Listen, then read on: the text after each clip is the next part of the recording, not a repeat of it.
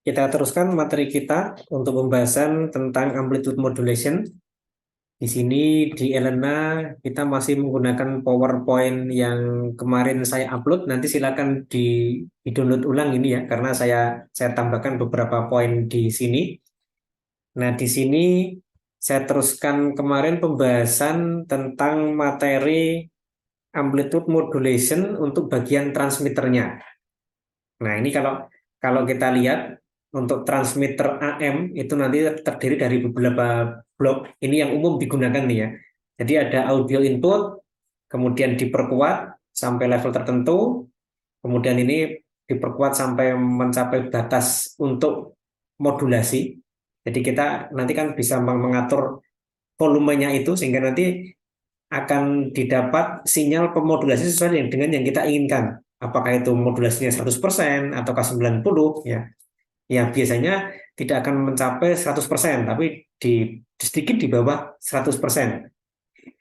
Jika jauh di bawah 100% tidak akan efektif karena nanti akan kelihatan akan terdengar tidak keras ya, tapi kalau terlalu keras nanti akan overmodulated sehingga nanti akan ada sinyal yang cacat. Nah, maka biasanya sedikit di bawah 100%.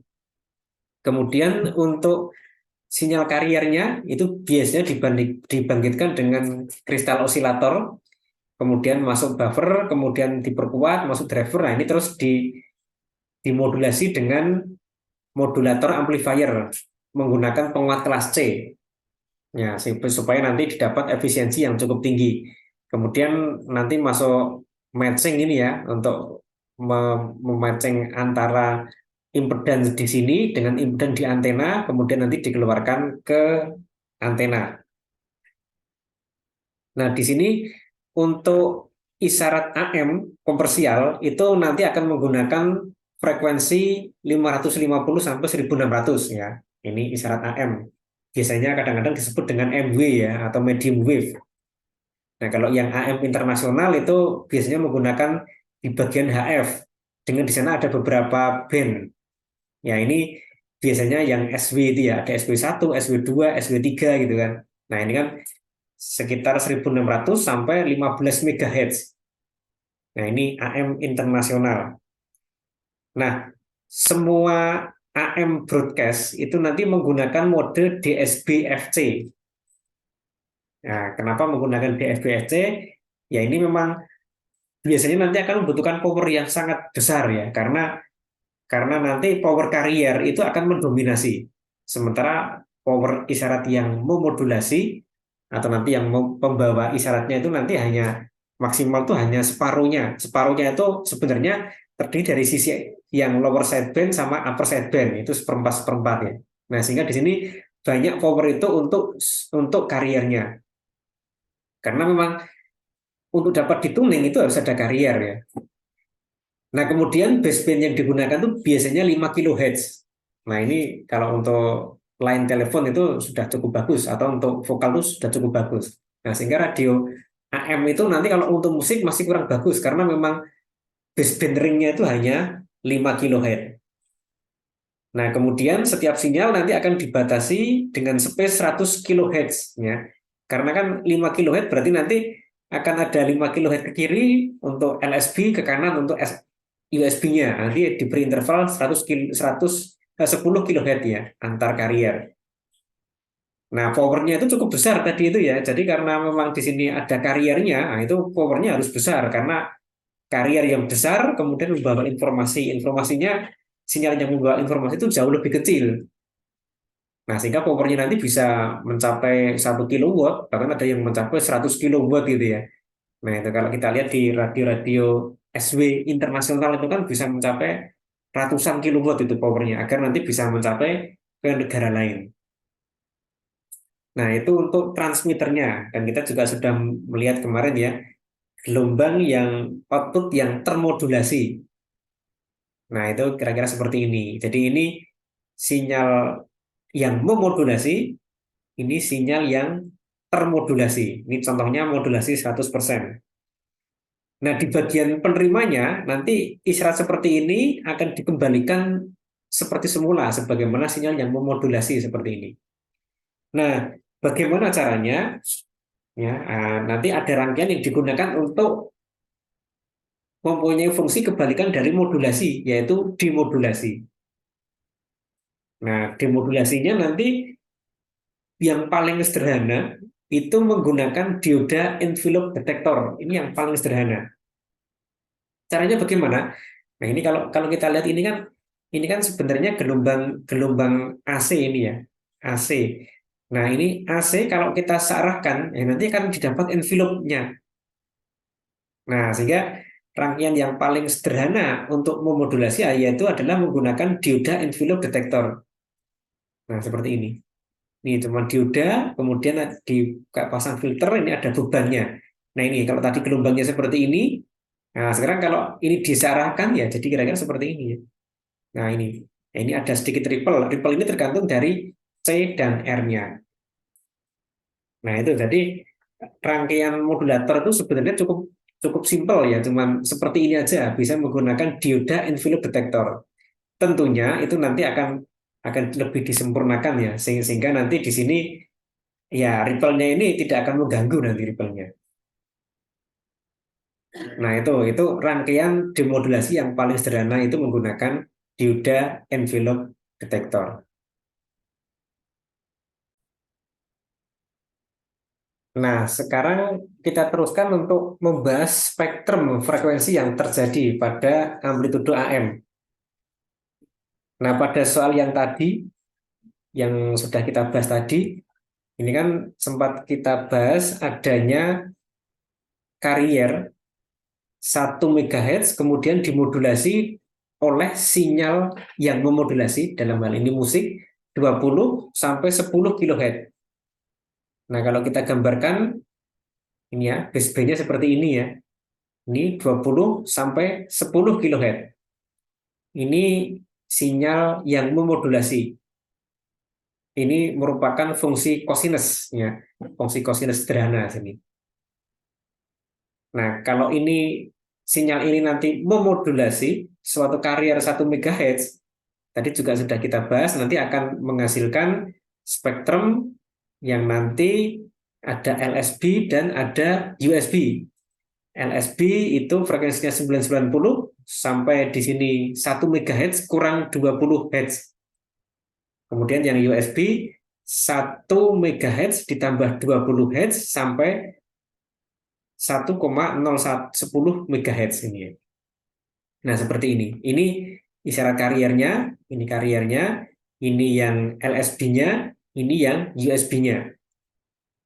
Nah, sekarang kenapa dibuat segitiga seperti ini? Ya.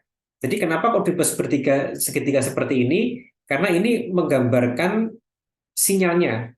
Jadi sinyal yang di sini, yang paling kecil, itu nanti akan diletakkan di sini.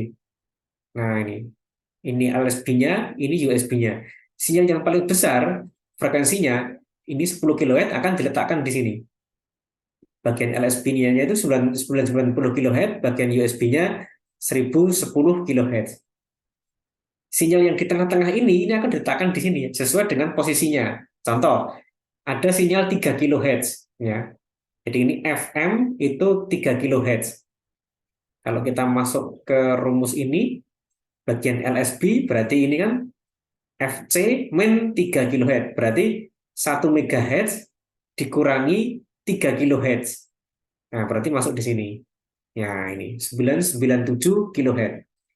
Kemudian yang ini carrier, ini yang bagian USB ya, carrier ditambah 3 kHz. Nah, berarti 1 MHz ditambah 3 kHz. Nah, di sini.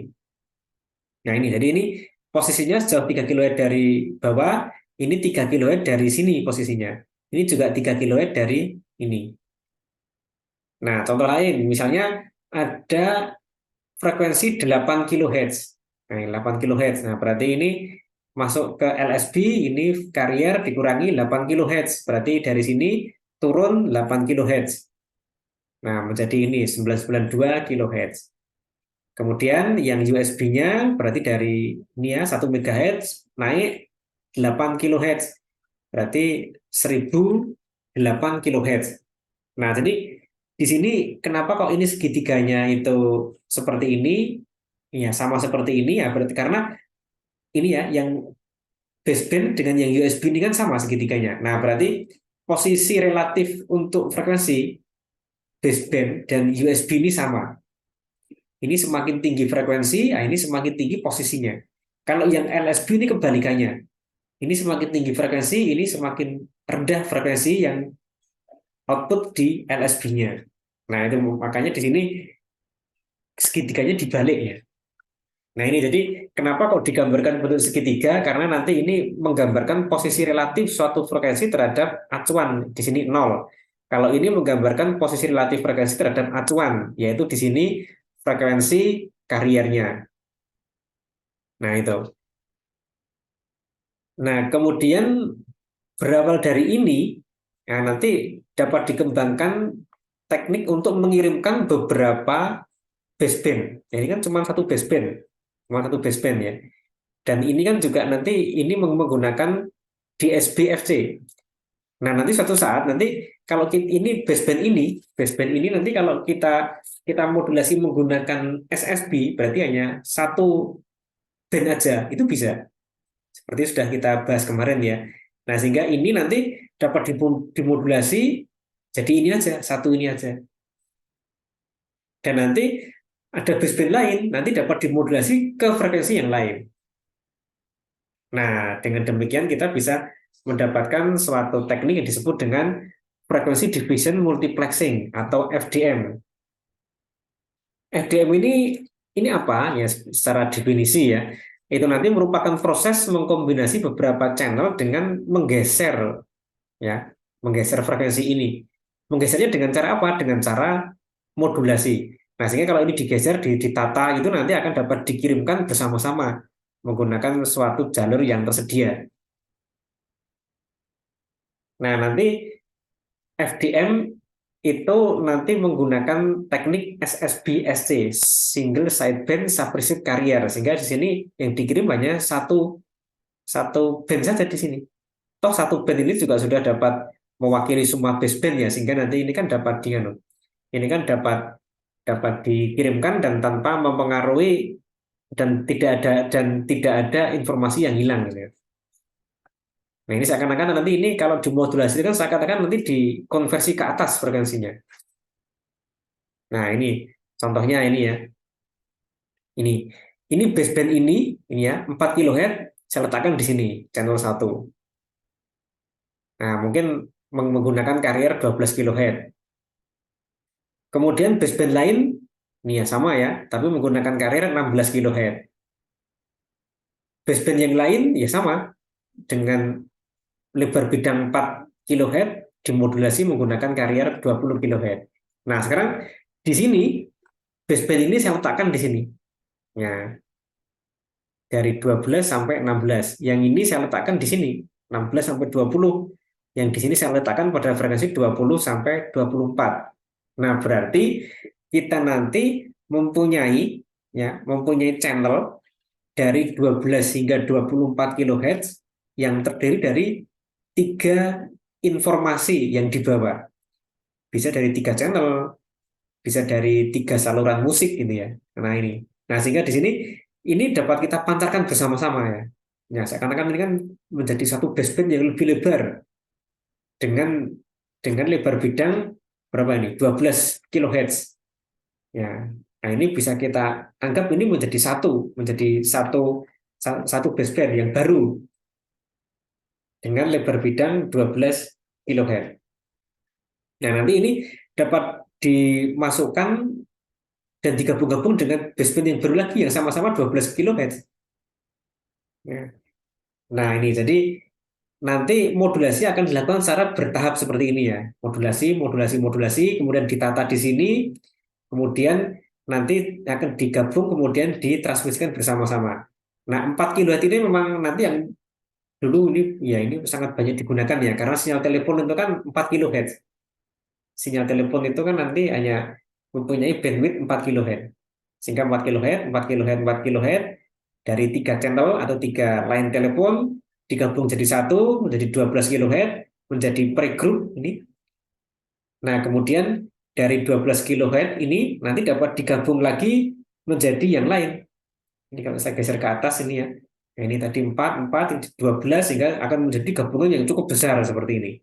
Contohnya ini 4 4 channel 12 kHz digabung jadi satu, kemudian dimodulasi, sehingga nanti menjadi channel 120 kHz.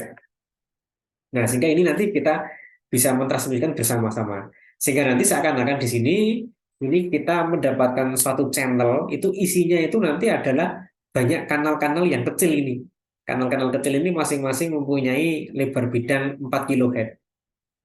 Nah, berarti kalau ini kita transmisikan bersama-sama menggunakan satu karier, ya, satu karier, misalnya di sini 120 kHz, ini kariernya, maka ini karier ini sudah membawa banyak informasi, sudah membawa contoh di sini 12 informasi dari 12 kanal. Yang masing-masing kanal itu nanti mempunyai baseband 4 kHz. Nah, inilah konsep frekuensi division multiplexing. Jadi satu frekuensi, satu bidang frekuensi ya, satu pita frekuensi ini sudah terdiri dari banyak sekali di sini isyarat-isyarat baseband yang ini akan dibawa bersama-sama. Jadi di sini satu frekuensi karier membawa banyak isyarat baseband. Nah, itulah konsep dari frekuensi division multiplexing. Nah, ini sebagai pengantar ya nanti untuk mata kuliah di atasnya. Jadi nanti akan ada mata kuliah di antaranya mata kuliah komunikasi data. Nah, nanti ada dibahas tentang salah satu pembahasannya adalah frekuensi division multiplexing. Nah, itulah dengan demikian kita sudah selesai ya pembahasan kita tentang modulasi AM dari modulator. Di modulator juga ada sedikit rangkaiannya. Kemudian di sini juga ada untuk bagaimana dari modulator FM itu nanti dapat kita bentuk menjadi suatu frekuensi teknik yang dinamakan dengan frekuensi division multiplexing. Nah, oke, untuk mengakhiri materi kita tentang amplitude modulation, kita akan mencoba bagaimana rangkaian modulasi amplitude yang nanti akan disimulasikan menggunakan Proteus. Nah, ini nanti dapat dilihat pada video berikutnya.